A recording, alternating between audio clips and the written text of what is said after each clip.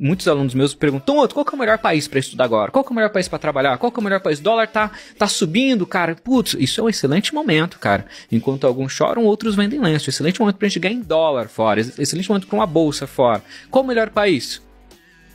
Conceito de tríplice. Países em que governo, o Estado, as universidades e as empresas trabalham juntos. Brasil não é um bom país por quê? Todo empresário fala mal do governo e da universidade.